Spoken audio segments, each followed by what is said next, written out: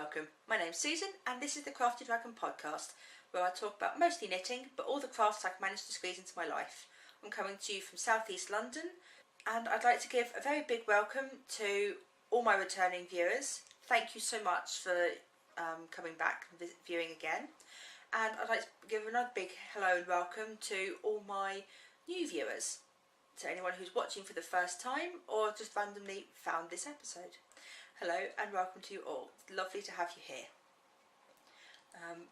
Just before I get into any knitting content, of which I'm unfortunately sad to say is very skinny this week. It's very light on the ground. Just a tiny bit of housekeeping. Last week I mentioned the possibility of doing a cowl. At the moment I haven't made a decision. I have a couple that I really like to do. I haven't been able to choose between them, partly, and also I haven't really had any comments from anyone saying yay or nay, they like to do this, don't want to do that, how about this thing. So I'll give it another week or two before I make a decision.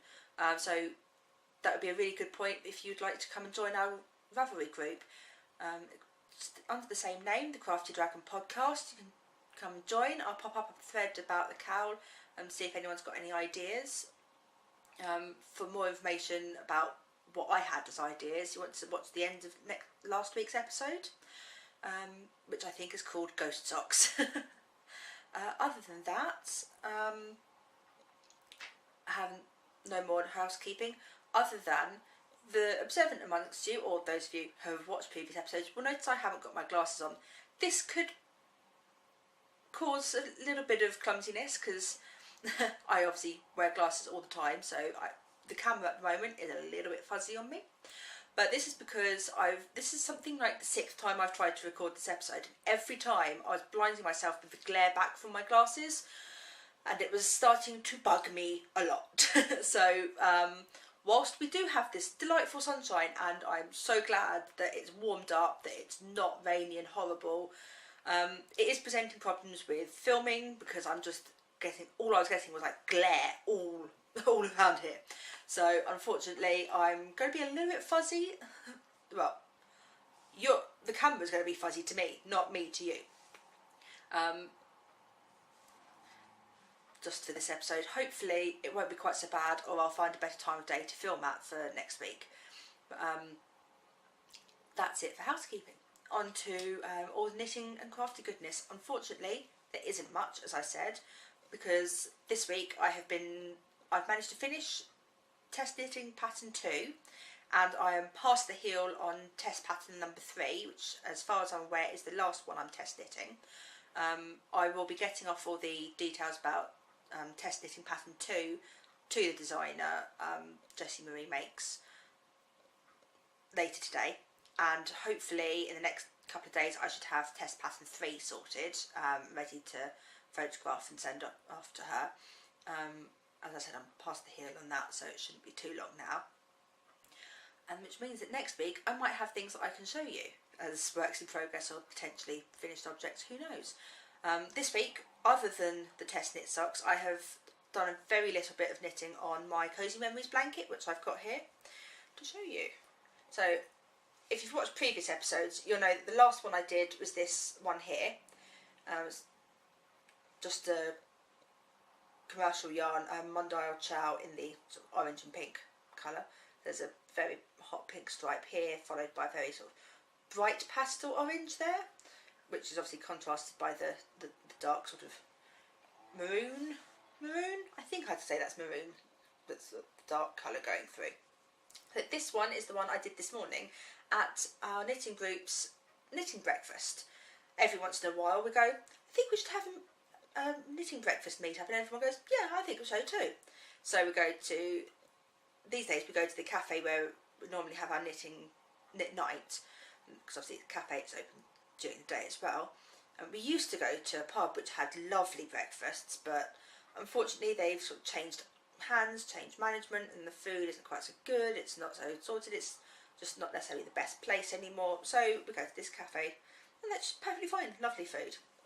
So this square here is Cascade Heritage sock yarn. I think it's the pumpkin colourway, and it's one that a few years ago I knitted a pair of socks out of for my mum, pair of lacy socks and candle flame pattern. She was really happy to see them. So this has got a nice memory to it. And this tiny little bit that you can see here, not quite sure, the bit that's standing out is obviously the blue section, but it joined on with a orangey, yellowy, pinky bit. That is a Regia sock yarn.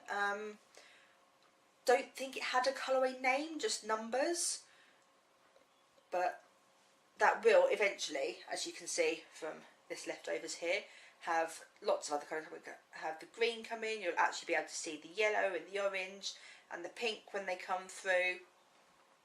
But yeah, it's showing up really green, but that's just because that's the next colour to come up basically.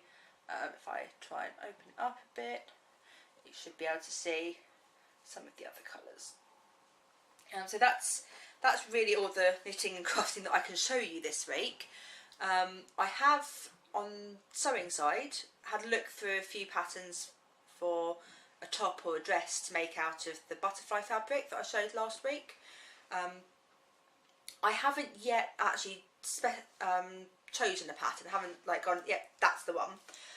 However, I did see a few in a catalogue in the local sort of yarn shop, haberdashery shop earlier today that I thought, oh, that might be good, but unfortunately it just had pictures and like the finished basically like bust and waist, and I was like, yes, but if it's a dress I need to know if the hip size goes up to the right size, because that's also important. I need to know how much yardage is needed, because it's no point trying to make a dress if it wants 3 yards and I've only got 2.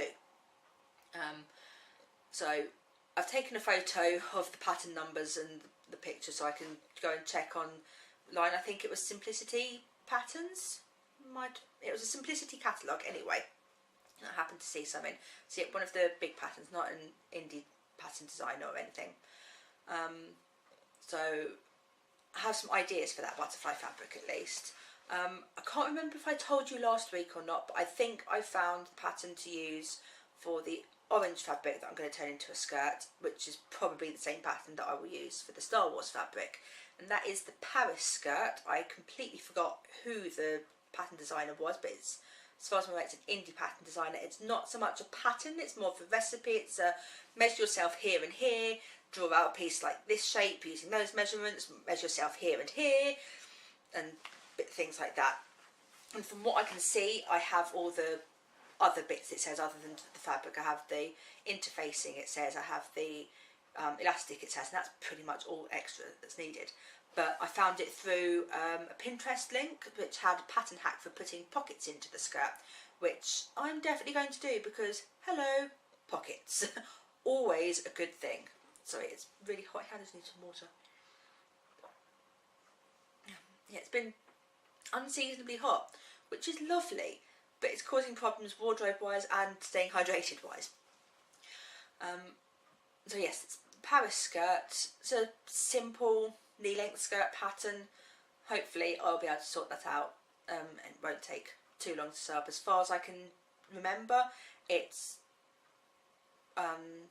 basically 2 rectangles sewed together, but one of them has what's it called when you've got the sort of like a tube that you put the elastic through? I don't think it's called a gusset, I'm not sure. But yeah, basically one of the rectangles is double the size of the other because you put the elastic across to help fit it on, so you don't have to put a zip or anything on. And so it's basically 2 rectangles makes the skirt, 2 smaller, thinner rectangles make the waistband. That's it. And obviously with the pattern hack, there's the pocket pieces. So realistically, there should only be 6 pieces to cut out, which is something I can do. And they should all, well, 4 of them, not all of them, 4 of them. The main skirt and waistband should just be very simple rectangles, which again, is rather easy to do. So shouldn't be too long in getting that all put together. Watch this space, I'll probably end up taking forever to get that done now I've said that. Just jinxed myself. But other than that, I haven't actually done anything with those fabrics. I've just made some plans, done a bit of investigating, but not actually got my bum in gear and done anything. Other than those things, well, not other than, Those are my crafty things for this week. On to the last section, which will be ramblings, because there's no stash acquisition. I haven't bought anything, unfortunately, despite being like that close to loop earlier this week. But I couldn't justify the time going there, and I couldn't justify the expense if I had gone in there. So it's probably safest for everyone involved that I didn't go into loop. But that brings us on to my last section, ramblings. And other than the little mention of the weather earlier, because it is particularly sunny, particularly warm, which is very nice, especially as I've not been in the office for the hottest parts of the last couple of days, which was great. Other than the weather, my big thing this week was on Thursday night. I went to a gig with a friend. He came down from Birmingham. We had lunch together. Then we went up to central London, up to Islington, which obviously the location was very near Loop because we were not far from the Angel tube station. At the O2 Academy in Islington, that was such a great night. We made friends in the queue as we were waiting. 2/3 of the act, which was actually 4 acts because there were 6. There was what was his first name? What was his name? The first guy, Matt Lands, opened.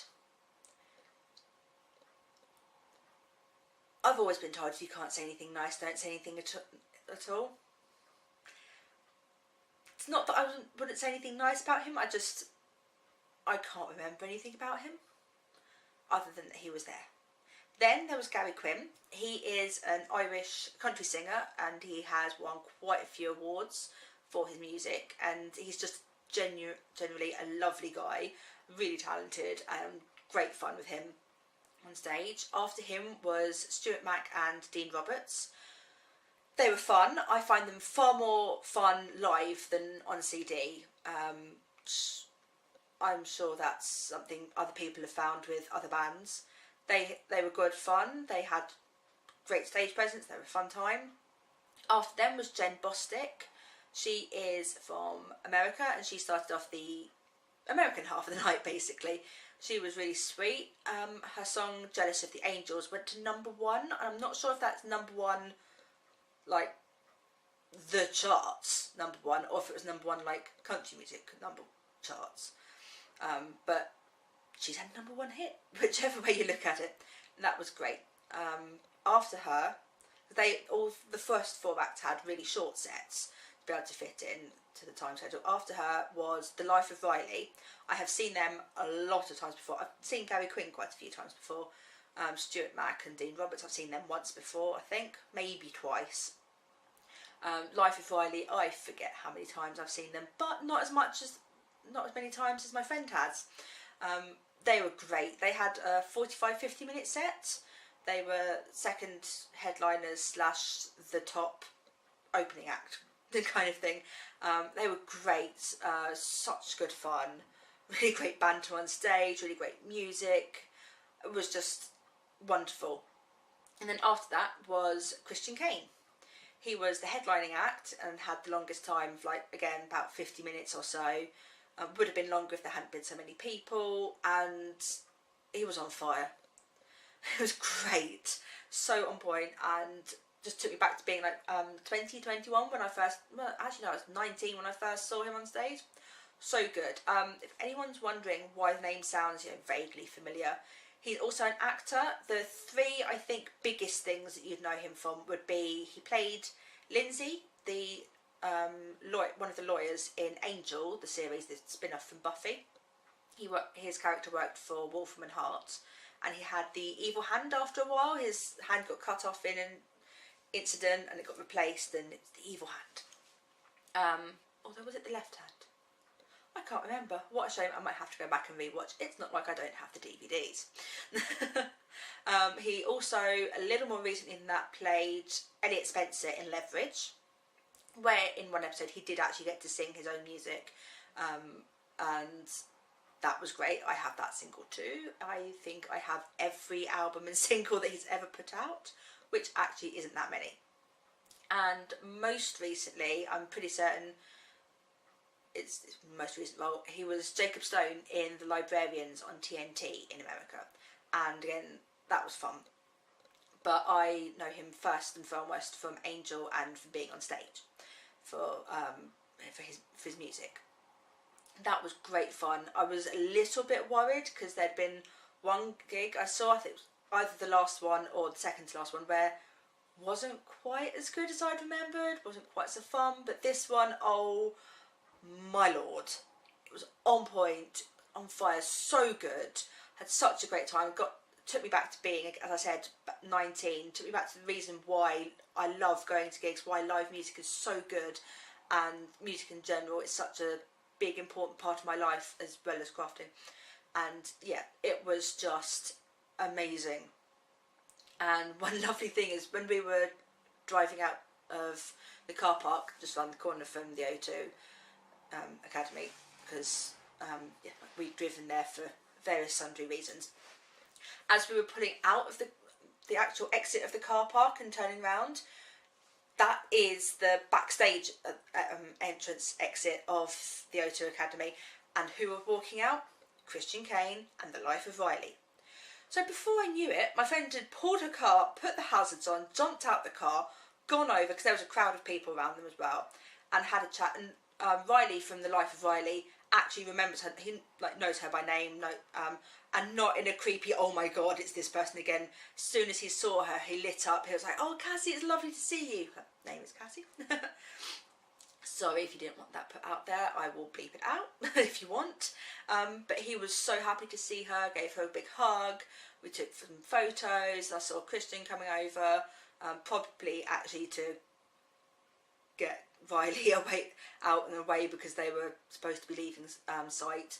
But we also had a quick chat with him, told him it was great to see him. I had a quick photo because they're at an event this weekend and I can't make it, whereas my friend Cassie can, and she's up there now. Not jealous at all.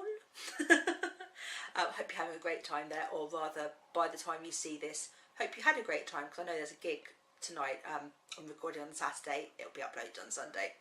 So I know that Saturday night there's a gig going on, and I hope it's just as good as the Thursday night gig. So yeah, that was pretty much what the last few weeks have been building to, is that gig.